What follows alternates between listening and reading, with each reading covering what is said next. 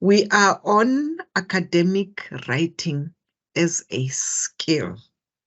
Remember when we started, I said language has got 4 skills. There goes away my, my electricity. It has got 4 skills. That is language. And each skill needs to be mastered and understood. And each skill, you've got to make sure that you understand how to use those skills, because they are intertwined. You can speak without writing. You cannot write without hearing. They are intertwined, and I've been trying to show that. Now, proficiency in academic writing is a critical skill in your academic career. It's a critical skill. Academic writing is a critical skill in your academic career. Why is it critical? You've got to understand, to comprehend, to put in place whatever you are reading, whatever you are writing. Because in between, as an academic writer, or you are going to find that you are compared with other writers. You are compared with other academics. You're compared with other editors, depending where you are. So your proficiency must be up to standard. And this is the time at this level that you master all these things. You master all this. Remember the tree that I once gave about the tree that I once gave about the language, how the language is constructed. You need to use that and to make sure that you are able to be proficient. Now, at a tertiary level, academic writing is the medium through which you will most often express your knowledge and show your insight into a topic being assessed. You are given a topic, you are to write about that topic. In high school, in primary, in high school, you were told to write an essay. You are given a topic and you write an essay about what you are given. Now, at tertiary level, you are doing it at a higher level. You are doing it like a person who knows how to construct sentences properly. Academic writing is the medium through which you will most often express. You express your knowledge of English. You express your knowledge of constructing sentences. You show insight into a topic being assessed. Now, you only show insight in the topic if you understand the topic. And for you to understand the topic, you will read what the topic is about. Then you are going to use your best friend, the dictionary. You are going to use the thesaurus. Those are your friends that you're going to use when you you write, especially at a junior level or starting level. That's what you're going to do. And then you take that as that topic and research that what you are saying is correct. You are not just going to take the topic as is, raw as it is, and try to write about it. You've got to understand it thoroughly. Your knowledge is to be expressed when you have an insight of the topic. Because when you are assessed, the context, that is the knowledge of what you have written, will be assessed. The grammar, the language usage will be assessed, because you are no more at primary school or high school. You are at tertiary level, where you've got to show that you have insight in what you are talking about. Academically, you are still going to grow maybe and end up becoming a supervisor. Who are you going to supervise if you yourself cannot construct proper sentences? Who will you supervise when you cannot get the gist of a topic or the inside of a topic? Because students will throw you with topics that they want to research. And you need to help the students to construct these topics to make sense, so that when they write their thesis, they have enough knowledge. Before they go to a paragraph or whatever, the topic itself must be well assessed. That's what is happening in academic writing. You yourself need to have insight in everything. When a student gives you a topic that I've chosen this topic for my master's, then you cannot say, no, this topic is wrong or this topic is right. You discuss with the student, what is it that you want to talk about? Then after that, after the discussion, okay, let's get the insight into the topic. Let's know what is happening. What is this? You are not just going to take things on face value and say, we have communicated, then the topic is fine. Then you show that you yourself, you are at a level that is knowledgeable. Your skill is critical enough to can evaluate somebody's work. When you work at a newspaper company, you work yourself up, you want to become an editor. You'll only be that if you find yourself having the knowledge, showing the insight of what you are talking about for all the topics. At the same time, a foundation in academic writing will enable you to read academic texts with a greater level of comprehension. If you are a writer, you have this skill, and you need to have a broader comprehension. The other time I cited examples of lawyers. When they go to court, they have to read loads and loads of material to have a proper argument. They need to have insight by reading. And it's a skill to read. When you read, you need to comprehend. There's no way that you are just going to read and after that you don't know what you read about. You can barely summarize or paraphrase and write some notes about what you have written about. When you find yourself every time that you are listening to something, but when you are asked, what is it that you were taught? You are blank. It means your comprehension skill is not sharpened yet or is not right. There is something wrong with you. But if you listen properly, you listen and you are able to can say, I listened and I heard you paraphrase what you heard.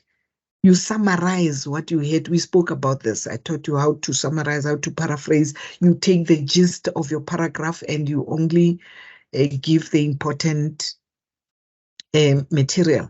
So any academic writing skill needs comprehension. Remember last week, was it last week or the other week, when we spoke about the skill of listening and comprehension, the skill of writing and comprehension, those topics. If you can go back to your slides, you'll be able to see that you need this.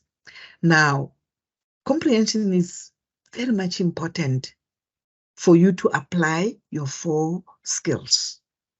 But if your comprehension, you are always distracted by anything that passes by or any noise that you hear, you will struggle to comprehend. I don't know whether because I grew up in Mansfield Township, where our house was, they were calling what? Those houses that were built by the municipality. So when my next door neighbors, they were drinking and happy, singing and dancing, hitting the wall. At that time, I have to study. I always ask myself, has that helped me to have good comprehension and good memory? Because I would just close up their noise and concentrate on what I'm doing. I'm able to do that. Even when I'm talking like this and I'm busy, when somebody's busy with whatever, if I had people around me doing their own things, they won't disturb me at all because my focus is on what I'm doing. I comprehend. If I'm listening, I comprehend what I am listening. You've got to, one day when you say you are able to can comprehend, you are at the level where you can comprehend. That's how you should be. You must be as sharp as all that. When I go to church, I don't carry Bible, I don't carry pens and what have you. Like other people I see, they take notes there. I get disturbed when I do that. I just sit there and look at the person who's talking and comprehend each and everything that this person is saying. I can be able to rewrite what, or summarize or paraphrase what the preacher has said in a very short space of time because of the level of comprehension. You should work towards that you must be academically sharp because your 4 skills are trained. By who? By you, not any other person, by yourself, so that your comprehension should be at that level. This is because academic writing, more than most other types of writing, has strict structural requirements. Academic writing has strict structural requirements. I've been making noise about stop. If you are used to writing your WhatsApp messages using the WhatsApp language, writing C, the letter C instead of SEE to say, I will see you tomorrow. Then you just write C, capital C, U, the letter U, you want to write YOU. Refrain from that. If you plan to know how to write, refrain from that. Start now by writing properly. Train yourself. Start training yourself that you are not going to write syllables only or vowels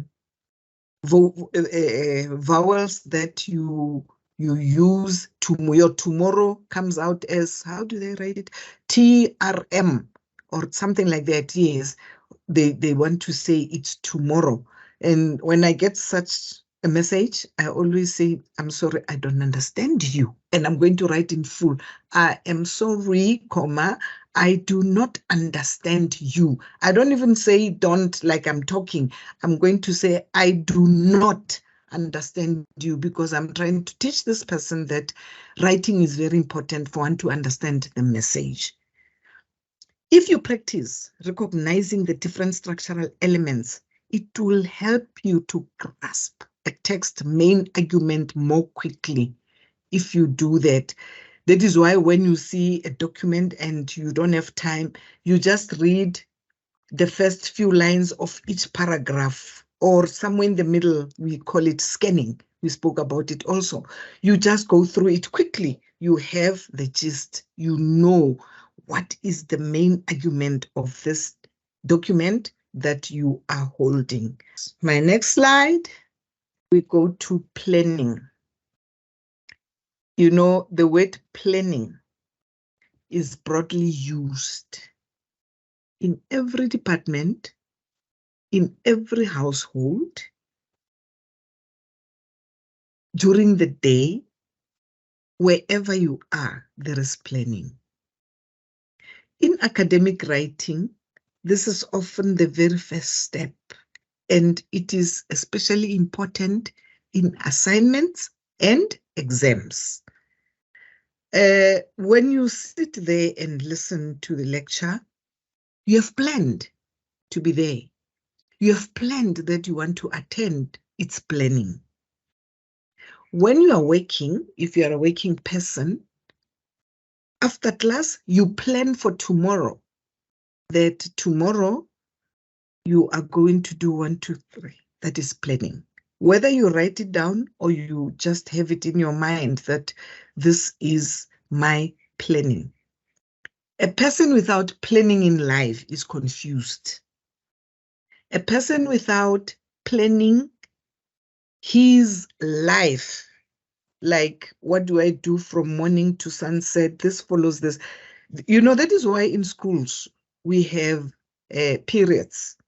Period 1, period 2, period 3, 4, up to whatever. and they have time. Some schools will say a period is 45 minutes. Other schools, especially primary, it's about 30, at the most 35 minutes. High school, you find period starts from 35 minutes, 45 minutes. Some schools, 1 hour of one period, depending what type of period is that.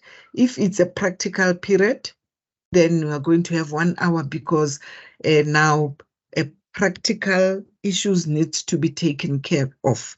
Now, in academic writing, this is often the very first step, and it is especially important in assignments and exams, depending what you are asked. Even if you are not writing an essay in that assignment, you are just asked to write a question. Maybe the question comes as, do you please explain what conflict is? It's my question. Explain what conflict is. You are just going to write what you think about conflict. Then the next question is justify your answer. Next question is justify your answer. Can you see that in this assignment, there is no way that you are going to lose marks, because if you have explained what you were asked and you justify it in your own words, what is important there is how you structure, how you plan to answer that question. That's very important. Now, when you plan to write a thesis, you know where to start. The introduction or the topic, then the introduction. Those two should link. Remember, I stress so much that when you introduce your topic, it must give us a very strong need to continue reading. But if the introduction is plump and up and not, we are just going to leave it because we don't know what you are trying to say. If you have this good topic that attracted me to read, but if the introduction doesn't give me what you are saying in your topic, you didn't plan it properly. You didn't say the things that you are supposed to say. When you are given a title or topic to write about, apply your reading comprehension skills to make sure you understand exactly what is required of you. I've been explaining this on my previous slide, that you've got to make sure that you understand the topic, because you have an insight in that topic. But if you don't have an insight, you don't understand, how are you going to write? You are just going to look at the topic, assume, think that it says this, only to find that it says that. When some students are asked to answer a question, the question says, justify what you said above. This person fails to answer, starting to talk about something else. You know what the problem is? The person doesn't understand the word justify, or the person doesn't understand the word explain. The person doesn't understand the word describe. We spoke about this also. So you have to make sure that your reading skills are able to put you through, to make you understand, your comprehension skills to make sure you understand. I think now you understand why I dwelt on comprehension skills, writing and comprehension skills, reading and comprehension skills. I did that on their own for you to understand. Now, when you plan, you bring all those, slides to say, oh, now you link to say, now I understand how to write exactly, because my comprehension skills are there to help me when I write, when I read, and when I apply what I want to talk about. Once you have written your essay, use your reading skills again to make sure that what you wrote responds fully to the assignment question. Once you have written your essay, use your reading skills again to make sure that what you wrote responds fully to the assignment question. It will be not wise of you to just write and take your work, put it in the system to check the grammar. The system will do that, but the system will never check the content. Remember, when you are an academic writer, a professional academic writer, the content is from you and the topic that you are addressing. The person who is editing your work or the system, the computer or whatever you are using to edit your work, is not going to check the content. No, it's going to help you with how to arrange the sentences, put this there, put that there. But the content needs to make sense. It's from you. You are the one who's writing. You are the one who wants to raise an awareness as you are a journalist. You are the one who wants to show us there's water scarcity. You advertise. If you are in the advertising industry, you are the one who's supposed to have the content right and structure it right. If you are given a topic or you chose a topic to write about water scarcity, let me use the same example. You want to write about water scarcity, not only in Gauteng, globally, or you want to write about water scarcity in South Africa. You are going to make sure that you understand water scarcity. Do you know what scarcity means? Do you understand why do you say the water is scarce? Those are the things that you put your insight into, that you have to talk about. Then when you understand that, you are now going to start, how do I plan? Do I introduce my topic by explaining the topic first, or do I just continue in my introductory part to tell the reader about the water, how scarce the water is? Then look at what a person can blunder. You are talking about water scarcity and you mention global warming. Now you have another topic on top of your topic, which you just leave out without explaining. What are you saying about that? Just in passing. Now, when you write, when you plan, guard against topics that will always interfere, that will come into your mind, and you write or try to explain them and forget about your real topic, water scarcity. Then you are busy now telling us how the taps are not working, the reservoirs are dry. Those you don't even construct them properly because you didn't plan. You didn't plan.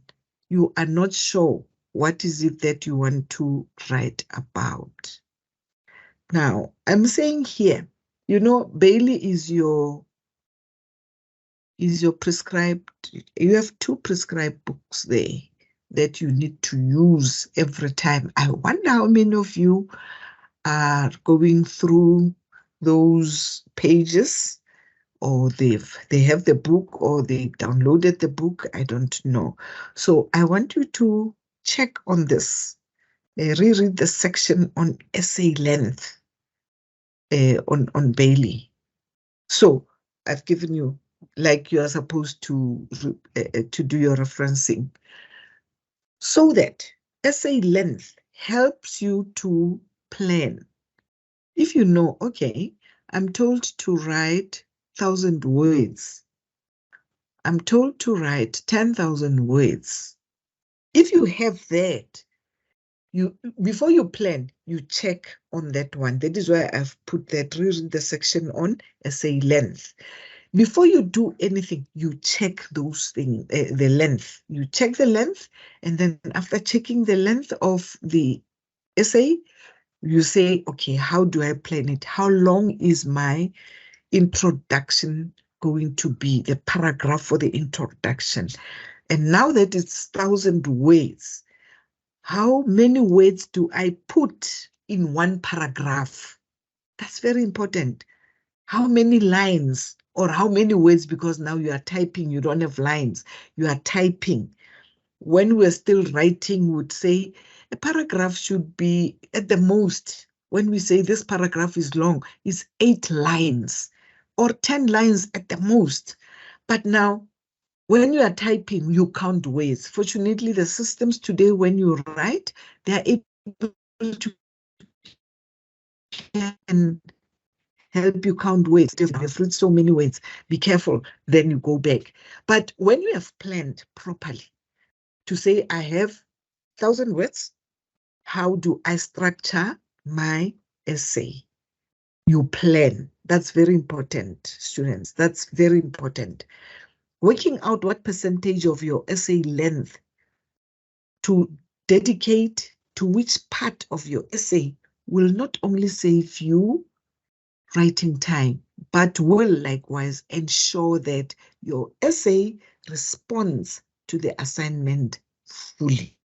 That is why it's important. That is why I said go to page 34 there and check how he explains the importance of the length of an essay. He teaches it so well there. You know, I read it as if I'm the student. He explained it very, very clear, the essay length. You've got to do that. And now I simplified it to say, check that the length, and the length will help you structure your essay nicely. If you say my introduction will take so many words from the 1,000, then your body will take so many words from the 1,000, and the so many words, how many makes a paragraph? When I taught about paragraphs, I said a decent writing has got paragraphs. A decent writing has got punctuation marks. All those you take into account when you write. So you'll save time, because you know that I'm not supposed to exceed this. I'm supposed to go up to this level only. And at that time, you'll be able to plan.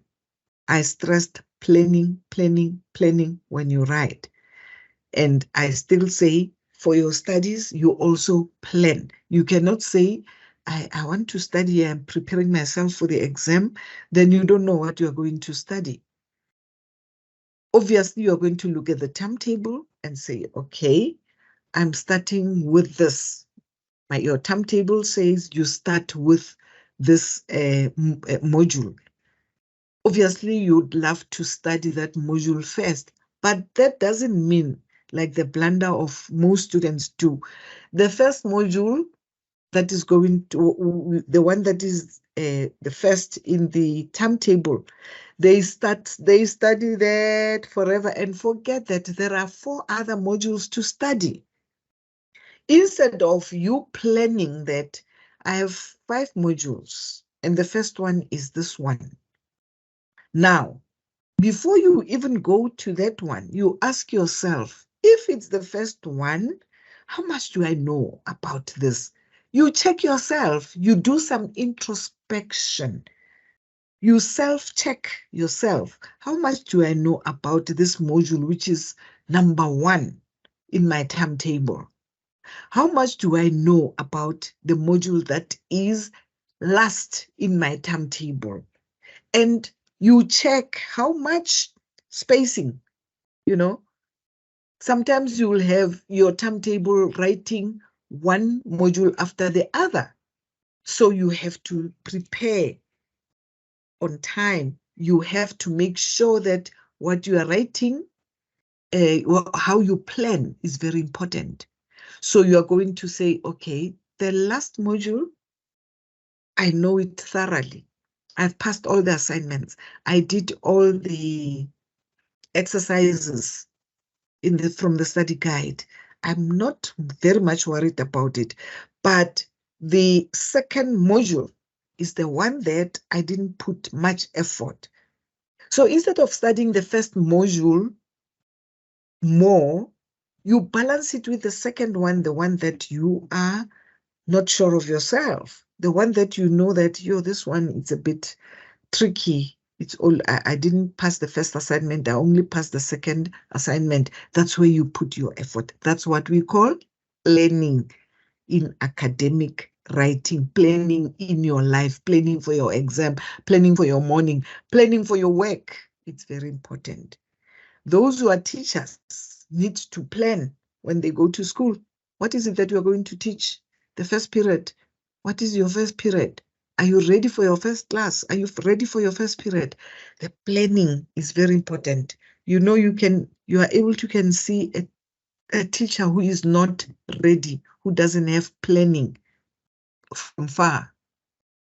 Because this teacher will go to class with a textbook and a chalk, but this person is not going to write anything. And when this person gets to class, sorry teachers, this is what I observed. When they get to class, teachers who are not planning anything, when they get to class, they start paging through the textbook. Then saying to the students, high school students, let's see, I want you to go to chapter 6. I want you to start with chapter 6. Then after seeing chapter 6, that it's not what he knows or what he is well equipped with, said, no, I didn't mean chapter 6, I mean chapter 11. That's when the students now will rebel and say, what is it that you want us to do? Because we haven't done chapters 5, 6, 7, 8, 9, 10. Now you want us to skip and go to chapter 11. So please be careful, be good planners, be good teachers, be good nurses, be good doctors, be good lawyers. Plan properly. The next slide, finding key points. Already I've been mentioning this from the first 3 slides. You will again make use of your reading skills to read and engage with your sources. Academic writing often responds to a primary text, for example, a poem or a novel, or makes use of secondary texts to construct and substantiate an argument. You have a primary text and a secondary text.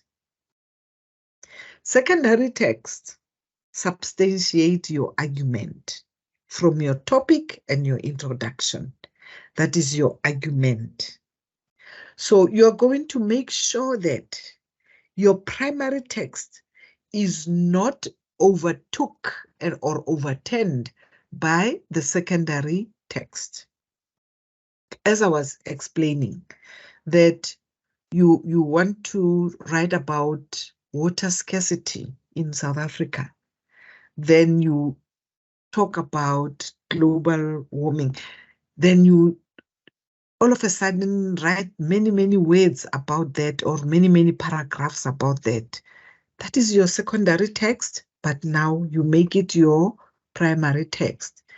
If you feel you are a clever student or you are aware of what you are doing, you can easily say to your supervisor, I'm going to change my topic. Then you take your secondary text and make it your primary text, and vice versa, so that you see yourself doing well, because you want the key points. The key points will lead you. Review the intensive reading strategies we discussed. We discussed a lot of reading strategies. even reading aloud or reading and writing, or we did a lot of that. Review those intensive reading strategies, even in your guide, in your study guide. I've been talking the whole day. Now I think my throat gets tired. If even in your guide, you've got to read those strategies and then you apply them. Your key points. When you have a hard copy, even if you are using a laptop or a tablet or your phone, you underline the key points, or you underline what you think are the key points. You just underline, highlight, then you are reading by so doing, reading, highlighting the key points. Then after that, you go back and ask yourself, I underlined this point because I thought it is good. Start by reading the abstract. The other time when I was talking to you, I said, when you buy a book, you find there is a summary in that book. The summary is at the back of the book or right in front of the book, the cover. Then you go through that abstract. The topic attracted you at the bookstore. Then you want to know, what is the writer talking about? So you read the abstract. The abstract normally, it's not more than 2 pages. Well, it depends how thick or how big the book is. Then the abstract can be half a paragraph. Some will be 2 paragraphs. Some will be just 1 pager. And some will be just points. That's the abstract.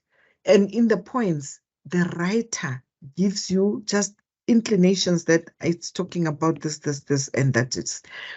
Or you read the whole page and you see it is about the da, and that's it. So you've got to have a strategy how to go about this. Now you've read the abstract. So this already contains the author's own summary of their work, and it tells you what to expect from the article, whether the article or the book or the novel, whatever, you're going to find the abstract being useful and being very important.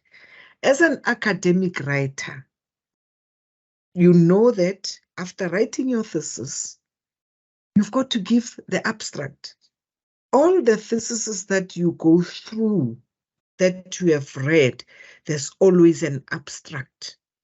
The writer, the academic writer, wrote an abstract of the thesis that he or she has written. Now you are going to do that also, because you as the author, you summarize your work. Now you read another author's own summary, and it tells you what to expect from the article. When you are writing as an academic writer, we always ask you to have references. As I said, you don't write in a vacuum. You don't write alone. When you are an academic writer, you argue with other writers, other authors, with other academic writers from their articles, their books, their knowledge, whatever. You are going to be busy with those authors to highlight what they have written and why you say what they have written is correct, but you want to add what you are researching. That's how you do it. You want to add what you are researching. So that's when you are going to bring your knowledge, because you will be referring, you'll be saying, so and so said this. From this, I deduce that this. Then you come with your own brain, your own thinking, your own research in that particular statement. So there's no way that you are going to read all the books of other authors that have written your topic. So what you're going to do, you're just going to read their abstracts to check if they are relevant. Sometimes you just go to a book and you know how to use the library. I don't know whether libraries are still open to get hard copies. You page through the book, read the extract, and borrow the book. Or you go to the library online, you do the same. You go to the abstract, and then you borrow the book online. Then you still continue using what you want to use. I've seen other students wasting time when they see that they like the abstract of the book, they think that it's relevant to their studies, they download the abstract because that somebody can sue you. They didn't give you permission to do that, to download their book. You are wrong when you do that. The abstract you can download, but the book itself, you download to read it, not to print it out, because the copyright will catch up with you. You're not supposed to do that. Remember when I was teaching about plagiarism, that it is not right to take somebody's work and make it yourself, your own. You say it's your own work and you are lying, you just stole it, and it's not right. Read the introduction and the conclusion together and compare them. Read the introduction and the conclusion together and compare them.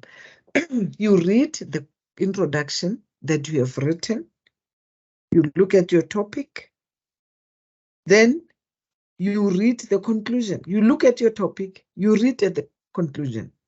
You ask yourself, do this thing match with this one? That is, you compare. You compare your introduction and your conclusion. Because why introduction and conclusion? What you started with, you will have to end up with. So you compare the introduction and the conclusion, but you will concentrate on the topic. What is your topic? Is it still in line with your conclusion? And when you see that it's not in line with your conclusion, that's when you have to start again. Ask yourself some questions, do some introspection, reflect on what you want to write about. What is it that you introduced? What did you say in introduction again? Then you go to what did you say to your conclusion again? Then you compare. What did the author set out to do? And what was the outcome? That's very important. The outcome of your work. You'll only see this when you do self-reflective assessment. Self-reflective assessment or self-introspection. So you assess your own work, you assess your own thinking. Sometimes you can even laugh when you see that, sure, I wrote this nonsense. What was I trying to say here? But when you read it aloud, it's then that you'll see that it doesn't make sense. But you'll only be able to see that there is something wrong when you have enough comprehension skills, when you have enough language skills, when you understand language, when you have enough vocabulary, you'll be able now to can say, the outcomes are not what I wanted. Pay attention to headings and subheadings. When you write, you are going to be able to have one main heading. It's your heading. Then under that heading, you have subheadings. I go back to that water scarcity topic. Under that topic, the subheadings will be global warming. The other subtopic will be wasteful usage of water. The other subtopic will be, you gather them, how people waste water, how people don't care about water. You are going to address those issues, but now you use them as subheadings. The subheadings should be linked to the main heading. So you must be very, very careful that when you have subheadings, you don't fall into the trap of changing your primary topic or your primary text to be your secondary text. Because this is where the problem comes, the subheadings. You dwell into one subheading, like global warming, and you go, deeper and forget that it is not the primary text. The primary text should be clearly water scarcity. Okay? If there are no questions, I'll continue. Just checking if we have one who joined us. There's no one. We continue. If there are no questions or clarities that you want to hear from me, yeah. Gertrude just joined us. Welcome, Gertrude.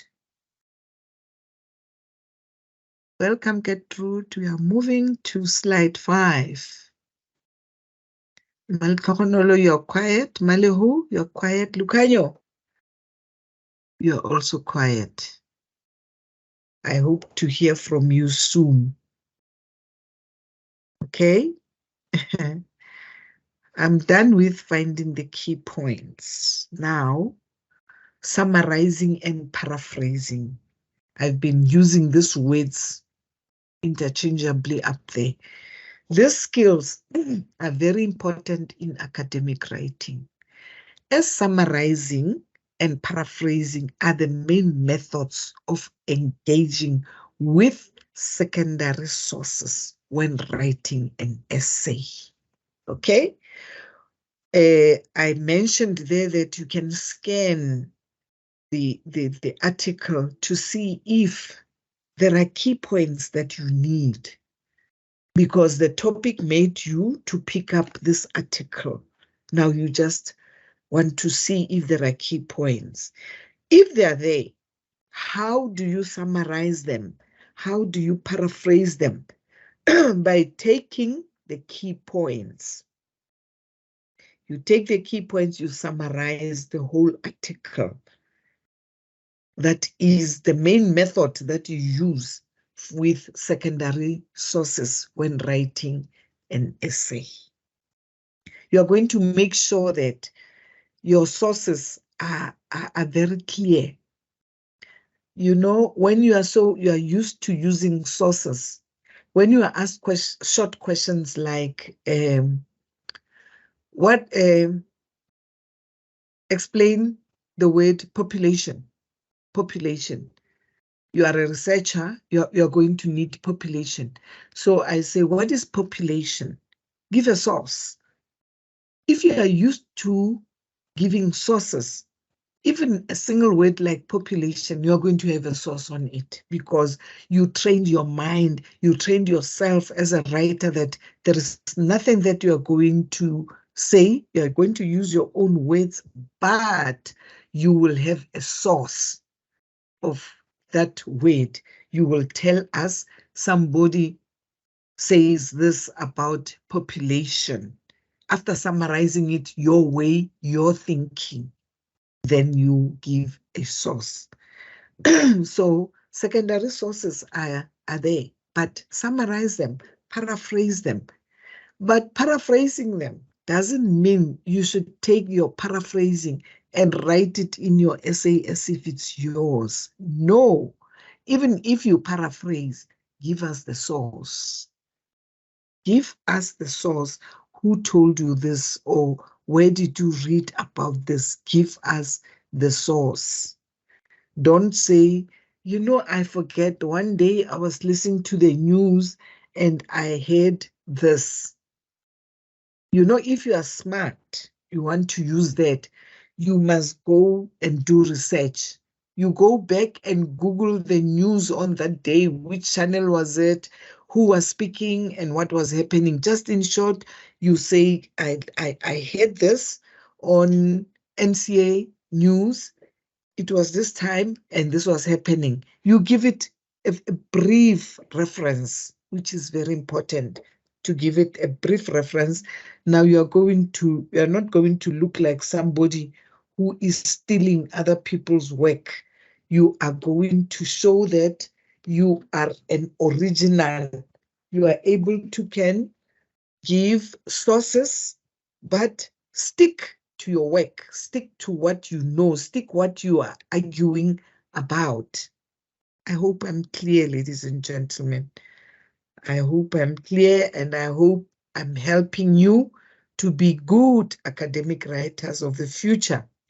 We still need people who pass their masters doing thesis, writing their thesis properly, PhD students who will be writing their work, and so on and so on. So, summarizing means explaining an idea in a shortened form. I think that you know now.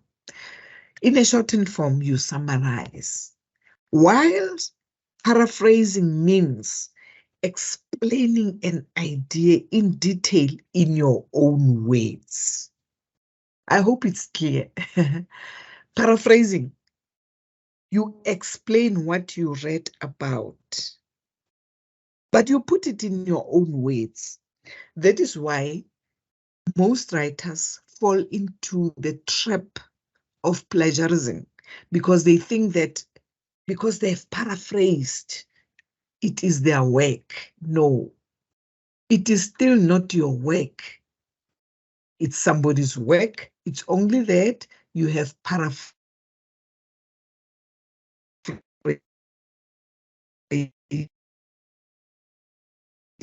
it. If I'm your this is because you're paraphrasing, it's not your work. I tell you that why I say it's plagiarism, because paraphrasing is not your work. Remember, how am I going to know the supervisor? I'm going to use that system. Every way it comes, many times did you use that source? And which page did you get it from? That's the beauty of technology. That's the beauty of technology. But you put it in, you put it in a shortened form, source within the meaning of the original. That's where you pass or you, yeah. Paraphrasing is not substituting a few words or rearranging sentences. This is the trap where most academic writers fall. Think what the original writer is trying to say and write a completely new sentence if you can. That's paraphrasing. You write a complete, but the idea, you're not going to change the idea. You're not substituting what the author is saying. You are just putting it the way you understand it. So you start writing, paraphrasing this work, this paragraph, but you tell us that you got it from Bailey, so and so. You always give the reference. An academic writer is never alone. An academic writer is with other authors. That's very important, that you must always do your referencing to show that you are not an academic thief. You know, they'll give you names that you are an academic thief. There it is now already, you are stealing other people's work. So try by all means to be careful so that you don't fall into that trap. If there is a key phrase well expressed by the original writer, then it is a short, direct quotation. You take that short phrase or that summary of the original writer, you put it in quotations, and you say, Squealer says, Squealer 2002 says this. You put those quotation marks from where you quote this person to the end. If you are speaking and you are using somebody's words, you tell us, the listeners, that I quote from so and so. You have already told us that you're quoting. Then you quote. After the quotation, you again say it with your mouth loud, unquote, so that we, the listeners, whilst we are listening to what you are reading or what you are telling us, we know when you used somebody's work and when you expressed your knowledge and you continue with your speech. You are just not going to read as if that is your work. You must always, when you are talking, say quotation from so and so. Then you quote, then you say unquote. I think you sometimes hear people talking like that. Unquote, then you continue.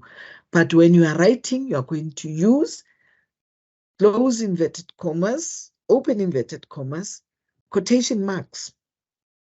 You can call them quotation marks. You can call them close inverted and open inverted marks, because they highlight that this is somebody's work. And after doing that, you still write the name of the person, the year, the page, if possible, where you got this quotation. You are not just going to quote it and forget. You still tell us, where did you find it? Let me tell you, when you express your references, you put them down. If it's a supervisor, they are going to go into the system. Paraphrasing shows the reader what you think about the source material or how it fits into your work. You are not just going to take a quotation and say it without linking it to what you are trying to say, whether you are talking or writing. It must go, it must link, it must match what you are writing about. Water scarcity. You are just not going to put it there. Paraphrasing should read the reader what you think about the source material or how it fits into your work. It's academically unacceptable to create a long paraphrase from a source and simply put a reference, right? I've been stressing that after you have paraphrased or summarized, you put the reference at the end. Or at the beginning, you tell us this quotation is from so and so explains that. Then you write your paraphrasing and then you close your inverted commas to show that you have quoted somebody's work clearly and thoroughly. And there's an art to good summarizing. Keep in mind that your purpose is to use the source material by tying the ideas in the summary to the general point you are making. Summarizing is the best ways and convince the reader you understand what you are talking about. When academics are writing, after I've read some introduction and some few paragraphs, students lose it. They forget to bring their voice. They forget to bring what they want to say. They just stick to summarizing other people's work and reference other people's work and reference. Then when you ask the student, what is your voice? They don't understand. They get lost because they forget that I'm summarizing. I've already summarized 4 authors and I've put it in my work. But for what? The question will be, for what? Why are you doing that? Your answer should be, because I am saying that my topic is about this. That is why you feel you match this author with what you are trying to say. But guard against summarizing all the sources without you saying anything. You summarize all the sources. You give reference, yes, good, but you don't give the reason, the link. Your voice and the summary must go together. Every time when you use a summary, ask yourself, what am I saying? You must be very careful against that, so that the supervisor is not going to be shocked to say, oh, this is one summary after the other. There are now 5. What is this person saying? A whole 3 pages full of summarized quotations. What is this person trying to write? Be careful, guard against that. For both paraphrasing and summarizing, you must indicate source and provide full details of the source in your reference list. I'm giving free lecturing here. You must indicate the source with an in-text referencing. You're going to call the in-text reference. You are going to summarize somebody's work and use the in-text referencing in between to say, as Bailey said, then you continue with your summary. That's in-text referencing. And at the end, you those who are writing academically. What is important, those who are writing academically? When you use a source, have your list next to you, the source, and put them in your list. That time, you don't care about the alphabet, because if you're using Harvard referencing, you're going to need your list in alphabet order. As you read any source, that even if you just use one sentence of that author, put it in your list. When you don't do that, we are going to say you have stolen somebody's or other people's work. That a direct quotation is the use of source material, word for word, in your own work. The words used must be accurate and follow the word order, punctuation, and spelling of the original source. By so doing, now you are doing, sure, they say they're getting me back into the meeting, but they take their time. That's the internet. As they are, when you use direct quotations, you copy word by word, everything as it. You just copy and paste, but make us aware that this is a reaction. So what am I going to do now? Organizing paragraphs. I'm back, class. Paragraphs are the next unit of text after sentences, and they are very important for organizing information and keeping the main argument of the text clear and easy to understand. That is a paragraph. We all know what a paragraph is. You were taught about writing a paragraph when you were at primary school. Reflect on the characteristics of a paragraph. Adhere to the guidelines. Learning different signposting phrases and how to use them correctly and grammatically are important aspects of language competence. We dealt with language competence a lot of times, and everything that you know about the language, when you write, you apply them. Signposts, examples. To emphasize a point, you start by saying, or you continue talking, and you want to emphasize this, you say, importantly, I think this, but let me warn you, I once said this. When you are an academic writer or you are an editor, if you are writing anything, you don't have to use words like I think. You don't think. You are factual, you are original, you have searched, you have data of what you are saying. You don't have information, by the way, there's a difference between information and data. If you say, I have facts, I've researched this, you have data about something, but information is what you read about or you heard about, you can blunder on that. So an academic writer doesn't use words like I think. No, you don't. You use facts. You argue with facts.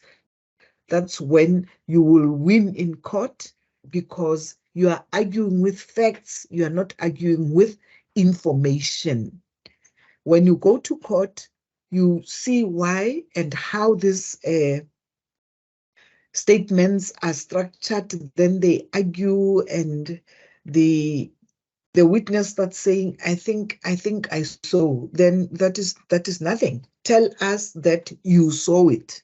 You don't think you saw, but say, I saw this happening. You don't say, I think I saw him in a red shirt. But if you say, you're not convincing anyone because you think, you're not sure. But if you say, I saw this man was wearing a red shirt, you saw, you've got this in your mind, you saw what you saw. And in fact, it's another signpost of emphasizing a point. In fact, you are not supposed to drink water that is not boiled. You've got to drink boiled water. Then you say, furthermore, you stress. Those are the words that you use when you want to emphasize a point. Words like importantly, in fact, furthermore, moreover. There are so many that you can think of that you will want to use. There are many. To add a contrasting point or comparison, you construct points. However, I am going to tell you what I saw. You tell us that you saw a person wearing a red t-shirt. Then you continue to say, however, I cannot explain the type of shirt that this person, I saw the color, but I cannot explain whether it was a buttoned shirt or it was a shirt with a full neck shape or a V shape. I cannot. Did you hear how I used however? He was wearing a red shirt. However, you are contrasting now. However, I cannot explain the shape of the shirt, whether it had buttons or it was a full neck or a cowl neck, whatever. In contrast, I want to show you this and that. Or on the other hand, let us look at this water scarcity. Who are the people who are causing it? That is on the other hand. Then, excuse my mistake there, I repeated on one hand, and on the other hand, I didn't put in the T there. I can quickly do that, sorry. Then save it. Yes, on the other hand, in comparison, compared to, conversely, whereas, nevertheless, alternatively, you can take a leave because you are sick. These are the words, these are the points that we hear every time, or we even use all the time. But when you write, you need to be careful where do you put them. It's a signpost when you want to compare or you want to contrast something. Then you say, you use words like however. But you hear other speakers all the time talking, then somewhere this speaker comes with a, whereas I didn't hear what they are saying. then you ask yourself, the whereas there is wrongly placed. What is this person comparing? Only to, while you are listening, you don't hear anything that warrants that whereas or that warrants nevertheless or however is the one that they like most. However, even politicians like however. So you must listen. What is this person comparing? What is the speaker contrasting? What are you comparing when you write or when you read? Now, to add a similar connecting point, that's my next slide. To add a similar on that next point. Slide 7 is summarizing. Okay. Lucanio says a problem with summarizing. And Malitlhogonolo, I'm having a problem when it comes to writing essay. The problem is that I'm not good at referencing. That is why I end up writing without references. You are stealing when you do that. When you write without referencing, you are stealing. Let me go back to summarizing to help Lucanio about summarizing. When you summarize, you know the art of good summarizing. That's what I wrote. Keep in mind that your purpose is to use the source material by tying the ideas in the summary to the general point of your the general point you are making. So you have your topic, like my topic is water scarcity. So I go to the sources, I find somebody, an author, who researched about water scarcity in another country. When I'm going to summarize this person's work, I'm going to read or take what I think is relevant with what I want to say, the causes of water scarcity. So I just read that paragraph of this author. Then I summarize it. I use the key points of what this person is saying. Then I link it with my work, that the same thing that you are researching links well with what this other author is also saying. So that's summarizing. And after, the best way to show your voice and convince the reader you understand what you are talking about. I said here, after taking that paragraph and summarizing it, you are going to link it to yours. You are going to say, according to Dodoloza, from his country, what he has observed is the same thing that I have observed. You have put the quotation there, the summary, then you link it with what you are trying to write. Your link should be clear. The link with another author is your voice. I don't know whether I've answered you, because we cannot communicate. You just said summarizing. Then I'm trying to improve that. Please tell me if you want me to add something. Okay, thank you, Lucanio. You say you understood your voice and the summary that you are using. Now, Malitlhogonolo, when you write anything, an essay, being in an honors degree or master's, you need to reference. Otherwise, you are writing in a vacuum. You are writing from nowhere.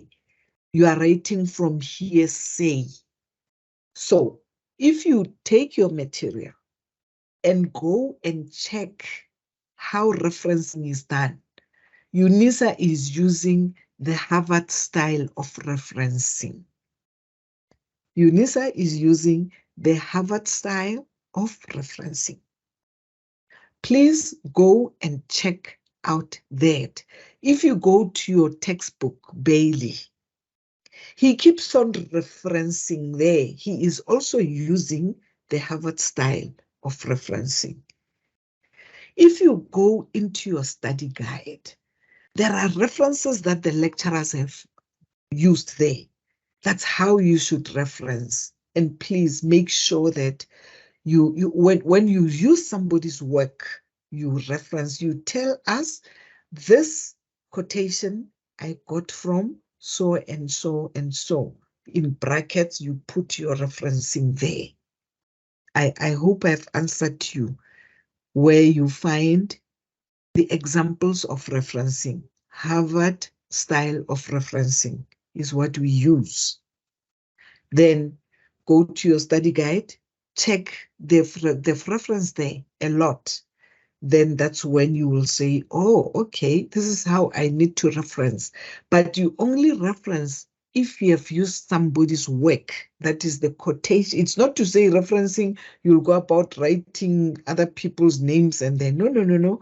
You reference because the very sentence or the very small paragraph that you have written, you read it from somebody's book, somebody's article. That's when you do your referencing. Even an article, you reference. And as you are doing that, you put them aside, these authors, so that at the end of your work, you are going to have what we call a reference list or bibliography. That's another term for it. You use, what is your bibliography? You have all the authors from your introduction, from chapter 1 to the end. All those people are there. It doesn't matter whether you have used one paragraph or one sentence or even one word from that author. It's a source. You have to reference it and you must have it in your reference list so that the reader, the supervisor, or whoever must see that you are a seasoned scholar. You can write properly. Even if you think you are junior, but you can write properly, and that will make you continue. That is why I started an example that someday academic writers, you will want to be a supervisor, or you will work at an institution where, as a lecturer, you have to supervise students who are writing academically. You yourself must be clear of what you are doing. You know the language and you understand the style of writing academically. Then I continue with my slides if there are no questions. I was on slide, the end of slide 8, to add a similar connecting point. Remember, we are talking about signposts. I tried to summarize in one slide so that I don't have too many slides. And we continue with the signposts. Writing introductions and conclusions. Remember, there's a slide there where I said you must read your introduction and your conclusions. So if you read your introduction and your conclusion, should summarize your work properly. If you read it, there must be a link. There must be some correlation of what you have introduced. Now, at the end, you summarize it. Reading the introduction to a text can give you a good indication of what the text is about and how it will present its message.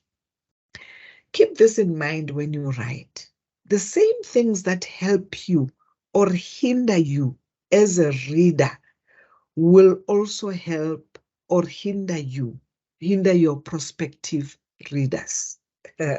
When I read an article and there are things that are just irritating, maybe this person is using tautology, this person is busy repeating words, or sometimes this person is just writing one paragraph, but with one idea only said in different ways, because this person thinks she or he can play around with the vocabulary or with the usage of English. Then you just say, this is irritating because this person said nothing. It's just like when you listen to a person talking, thinking that you are going to listen to a good speech, only to find that this person is just saying one thing and continuing, repeating, and you end up sleeping when you are listening. When you are reading, you just stop reading that. You say, this is not for me. There's no sense. I'm wasting my energy and time. Time phrases are useful for providing context in your essay. You know, as I said, you cannot have quotations all over without your voice. And when you use other people's ways, it is important you time your phrases. You say, I'm not going to have a phrase that is more than 2 lines. If it's 2 lines or more than 100 words or 150 words, you know that you are timing your phrase and you are going to make sure that your essay correlate. Okay? They can also act as signposting language to indicate time flow or cause and effect between different components of your content. Again, class, if your content is shabby, starting from your topic, your content becomes shabby because your topic, it's something else. Your introduction doesn't link with your topic. Your conclusion doesn't link with your content, let alone the context.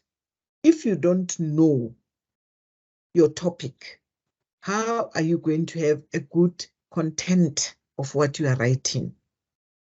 How are the context of your writing going to convince the reader? Therefore, it is very much important to see to it that your flow of effects are your flow of course and your flow of points. Their effect is between the different components of your content. When you write about water scarcity, you are not going to start about the people who died because they were thirsty. That is part of the paragraph that you talk about. But what is your first paragraph? You introduce your topic. So the key points that will come should build other paragraphs. Class, the best thing if you write, if you have the topic, ask yourself, what are the key points here? What is it that I want to write about? And those key points are going to be your subheadings. They're going to be your subheadings. You are going to use them in such a way that you build your story or you build your writing in a very careful manner so that you don't confuse the flow of events. You don't confuse what comes first, what comes last. We read the conclusion, that is the last paragraph, for the main idea of the text. That is why when you read the conclusion with the introduction, you now say, no, I'm on it, I've got it, I've got my topic. Then when you check the paragraphs in between, you are able to just say, oh, okay, now I can understand. Or you just say, after using, when you draft, you just use the key points, then you say, okay, now when you think properly, you say, no, I have key points, but my first point will be this one. You just put them roughly there when you write. You put them roughly. But now, when you structure them, you analyze them according to how they are going to affect each other, the effect between different components, because those are your key points, or you're going to convert them to make them your subheadings. Because why I say you convert them, when you write a key point, you might find yourself writing 2 to 3 lines. But when you convert that to be a subheading, you're going to summarize that and make it a subheading. You're not going to take the 3 lines and say subheading, 3 lines of a topic. No. You summarize it and make a short heading, subheading. Then you can continue. Then I say we read the conclusion, the last paragraph, for the main idea of the text. When the reader reads your last paragraph, the first question is, does it link with what this person said is going to write in the introduction? Does it link with the topic? No, it doesn't. The main idea is not here. And when you are going to write as a master student, remember that your main question should answer your topic. If your main question doesn't answer your topic, then your writing is fruitless. You're wasting time. What do introductions and conclusions have in common? How do they differ? They have something in common, but they differ. You can even hear the word introduction is not conclusion. Conclusion, you know that it's something that you end up or finish up with. It's your conclusion. But your introduction, it's something else. Next slide. I hope we are following. Oh, I've answered that one. How do they differ? Conclusion, it's at the end. Introduction is the beginning. Rewriting and proofreading. Rewriting is the same as revision, while proofreading is linked to editing. While rewriting or revision focuses on the content and the structure up to the paragraph. Rewriting, you are revising your work. If you write, you will write and revise and correct and do all of that. Proofreading or editing refers to the structure from the sentence onwards and includes grammar and spelling. That's proofreading. That is why I said time and again, when you go back and read your work, you edit it. After that, you can give it to someone to edit it. Or you can use these systems that are all over the place from Google to use the system to proofread your work and to edit your work. When we were dealing with this, I said guard against the type of English we are using, because the systems from Australia are not the same as the systems from England, are not the same as the systems from America, are not the same as the systems from Europe countries as they are. They differ. How they pronounce, how they write, how they spell. I remember one student even asked between the Z and the S, organization using a Z, organization using an S. Those are the things I'm talking about. So proofreading or editing, you should use people who understand the language type that we are using in South Africa. The system also should be that, so that because it includes grammar and spelling. Earlier on, I said, when your work is edited, the content is not checked, or the context is not checked. Only the grammar and spelling will be checked. The construction of sentences, that is grammar, the spelling of words and everything else, but not what you are writing about, the water scarcity.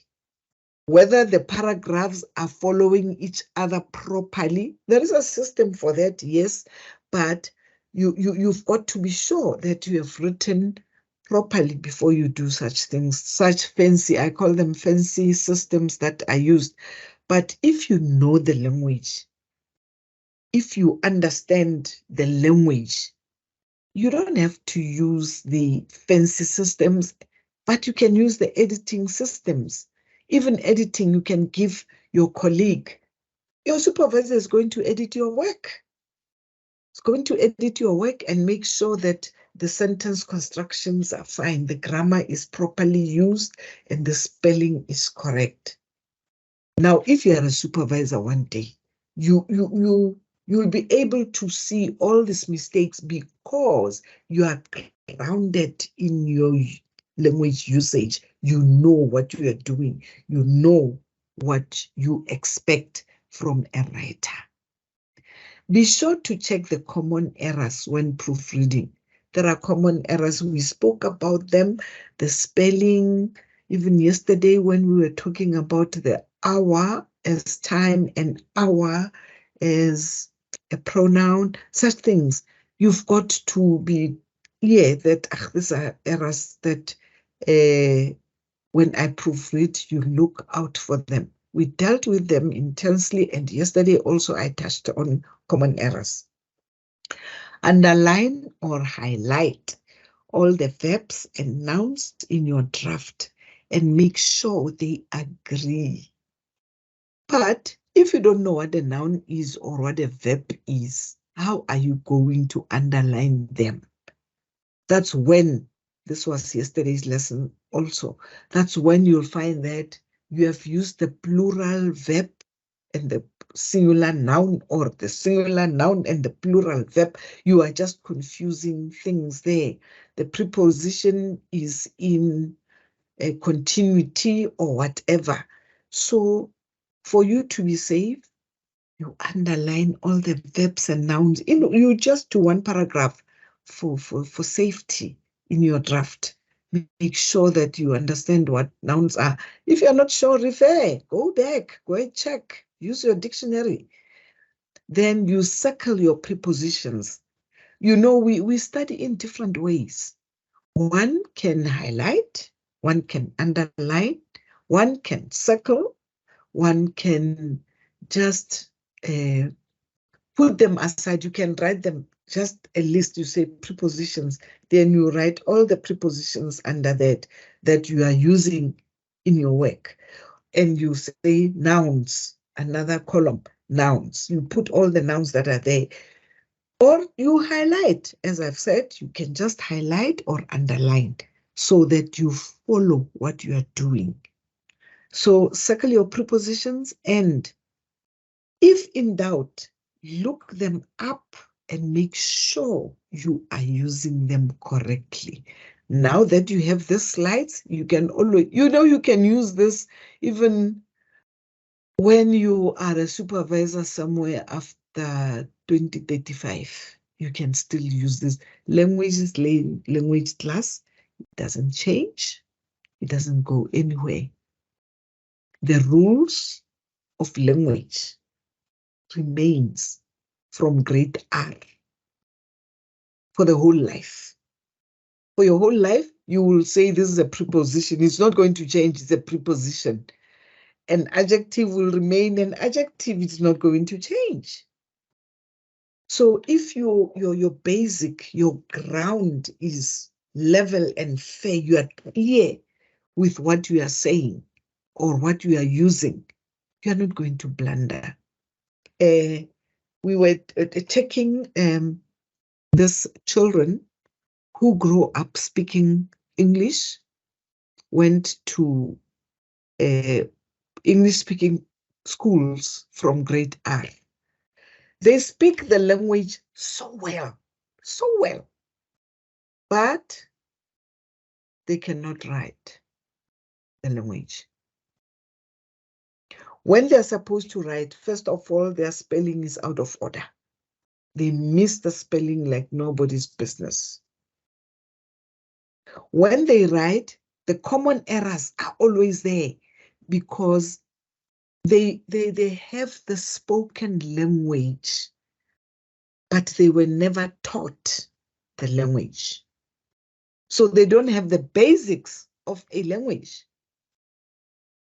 Because even if it's your language, your Setswana, your Sizulu, your Venda, you need to have the basics. Even if you grow up speaking that language, you go to school and the teacher will teach you your own language, that when you construct a sentence in your own language, this is how you put it. The noun should be here, the verb should be here, and so on. So that is why I always say they have the spoken language, but not written language. And some students have it vice versa. I have one daughter who's got very clear written Afrikaans, but cannot speak Afrikaans, cannot pronounce Afrikaans, cannot say words in Afrikaans. But you give this person to write anything. This person can comprehend words, the vocabulary is there in Afrikaans, but to speak it, it becomes difficult. Writing it, she's able to write it, but because she's got time. When you write, you have time. But when you talk, you don't have time to think, what is this, and so on. So the language must come as a second language to you. It must just flow. Make sure indicate all your adverbs and adjectives, as well as the parts of speech they refer to. I don't know if you are aware on the slide that I started by saying highlight verbs and nouns. I think you know why. Then circle the prepositions where they are supposed to be. Then the prepositions are alone. Then verbs and adjectives together. Because if you remember all the lessons, they work in conjunction with each other. Make sure your adjectives modify nouns and that your adverbs modify verbs, adjectives and other verbs. Take that very, very seriously. It's very important. And if you find that you get confused, you don't know whether this is an adjective or this is a noun, go and study. You are far from learning. If you cannot just see when you see a sentence to say this is an adjective and it's wrongly placed, it's not modified, this is a noun, it's wrongly used, and so on, go back. Go back to the basics. Don't be shy. Just go back to the basics and learn. Open your dictionary and read the word adjective. What is an adjective? The dictionary will give you, even the dictionary online, I'm talking about that because that's what we are using nowadays.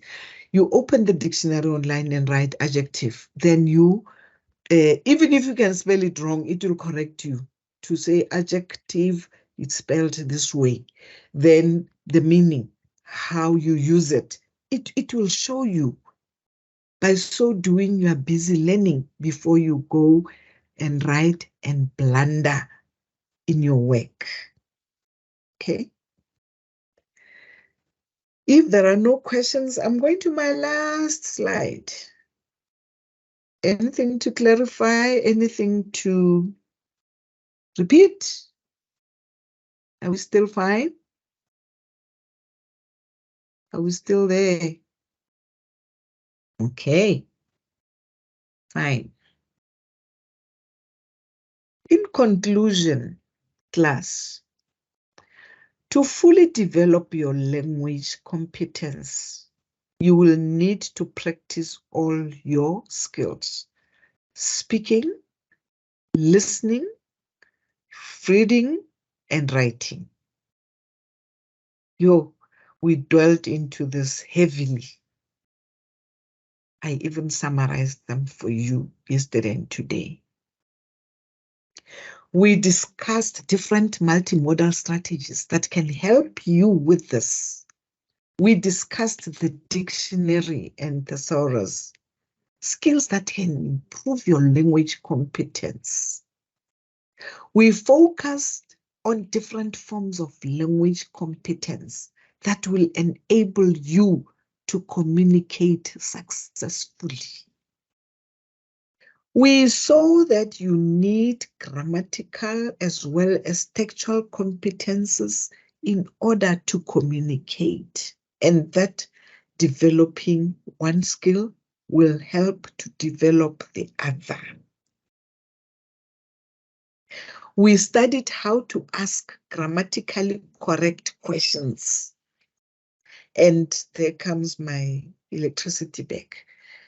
How to ask grammatically correct questions, and looked at common language errors and how to avoid them. We dwelt into this yesterday, and we managed to understand that it is very important. If you want to be a writer, it doesn't matter, academically, secretary, a journalist, a court interpreter, it doesn't matter. You need to have your language competence correct. You need to know your grammar very, very well, and try by all means to avoid common language errors, using wrong pronouns, using wrong plurals, putting an S instead of an ES, plural, using IES instead of ES or just an S. Those are the things that we worked on, so that when you go out of this class, you say, yo, I'm equipped. I know how to use English language.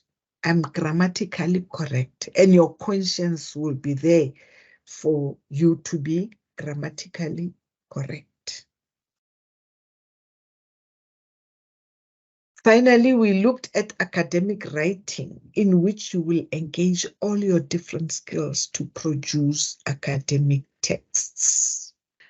Class, thank you for attending the workshops. All the best with your studies and examinations. This was our last meeting. I don't know who is this, who says, can I explain the difference between dictionary and thesaurus? Dictionary is that big book that you open. It's written in alphabetical order. You go to the word that you want to be clarified on, and the dictionary will give you the meaning of the word. It will tell you how to pronounce phonetically that word. It will also help you to use that word in a sentence.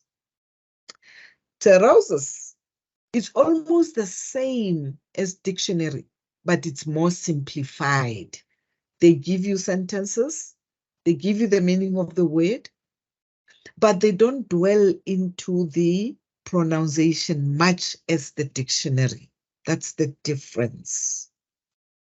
I hope I've answered you. You can open your dictionary now online and check what is it saying about the word vocabulary, for instance. Then you go to your thesaurus. Normally, the thesaurus doesn't come with hard covers. It's a soft cover.